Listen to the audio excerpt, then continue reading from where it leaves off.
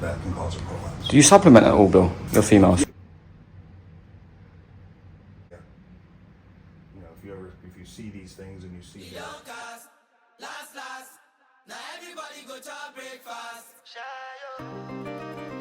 Welcome back to the Cryptic Chondro channel, and today we're at the first visit at Mr. Bill the Mayor Stegall's from Phoenix Reptiles. Today we're going to be learning how to assist feed neonates and the way he does it with chicken gizzards. So, this is the first time he's seen it done like this, so get locked in, like, comment, subscribe, and get ready for the next videos coming out, which will be Alex Warren's collection, Bill Stegall's party, and Bill Stegall's collection. They're going to be a banger. Let's go. It'll fit in its mouth and go. Yep. Go right down the gullet. Yep. And it's completely raw. Well, it was heated up. Okay. So no, it was. So it's a bit rigid. It's got a bit of Yeah, texture to yeah, it. it's got a little texture to it. Okay. So, let's see. I gotta figure out which one. Kids will do.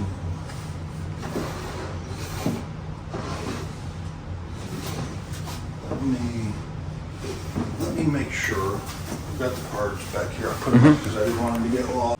Such a small noodle.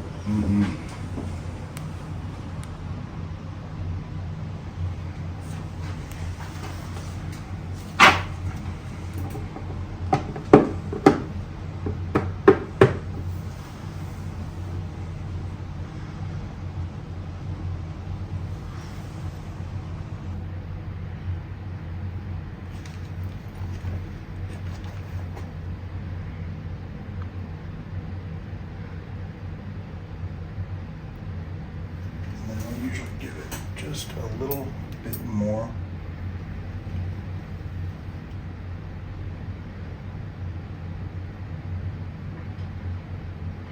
Let's see if he spits that out. And is it because is this one a runner or? Yeah, runner. I got him to take a pink head for the first time last week. So he's beginning to strike a little bit. But a pink head is nothing nutrition-wise compared to what I just gave him there. Okay. It's got cartilage. It's got everything. It's got vitamins and substance, cartilage. And I like to put it down enough so eventually he'll get tired of trying to spit it out, and then he'll swallow. He'll learn to swallow. Mm-hmm.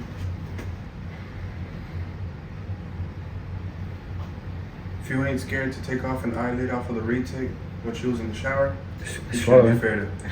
Swallow, Bill. It's starting to swallow it. Yep, you can see him take a bite there.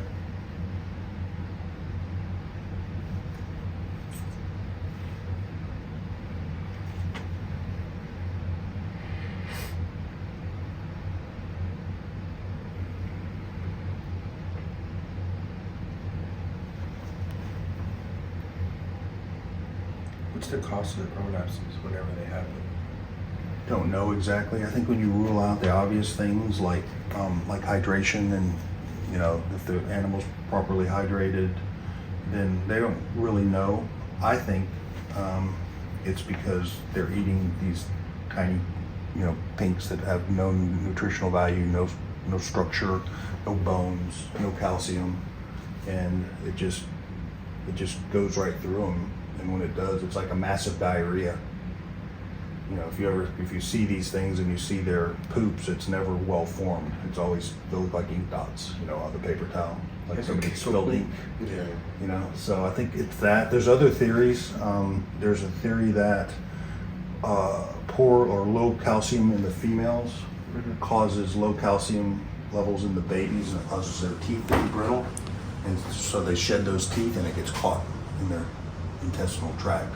Yeah. And that can cause a prolapse. Do you supplement at all, Bill? Your females? Yeah, I do. I supplement with a calcium powder. Okay. So I'll wet the rodent, get it real sopping wet, and then just a little calcium powder on the rodent. Okay. Like the regular calcium powder you can get at the pet store. Like Yeah. you just kind of. Yeah, it's usually made for lizards. Like it's a calcium supplement. Yeah, I use some of them. I inject it though. You do it. You inject it. So you mix it in water and then inject it. That and baby vitamins. Yeah, I think I wish there was some way of doing some research, like on these things. Like, well, let's do a study and see if he if you Calcium decrease the levels number of actually prolapse, you know, if you can decrease prolapse by doing this or this, it's weird. Prolapse for me seems to be clutch specific. So like, I've heard that I've had before. 3 prolapses and they all came from the same clutch. So, you know, and 3 out of 60 is about right, about 5%. Yeah. Of baby chondros. Give or take, right? But it just shows it happens to the best, you know, happens to the best of us, honestly. It happens to everyone.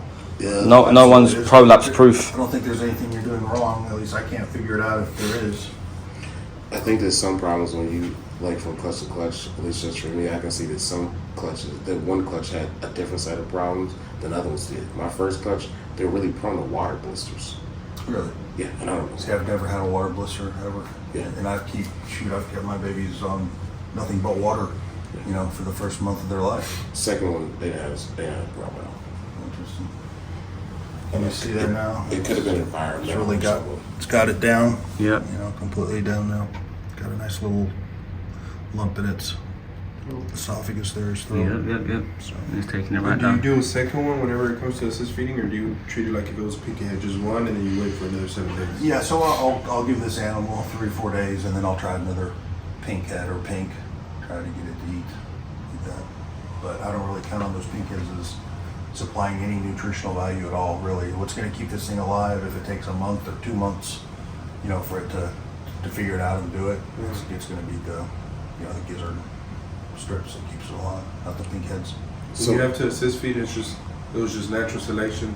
The animal said, I don't know, but I know how to eat, but I don't know how to eat. I mean, every other clutch mate in here eats fine. So again, this is the 1 out of 10 that just hasn't quite figured it out, you know. I guarantee if I put one of those house geckos in here, it'd snatch it up like that. You want one? Yeah.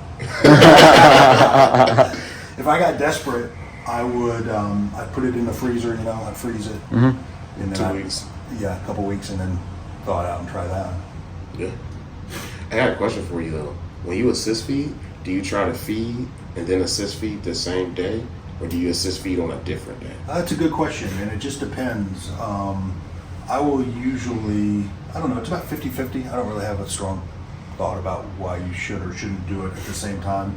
A lot of times when I'm assist feeding, it's gizzards. I don't have a gizzard, you know, thawed out.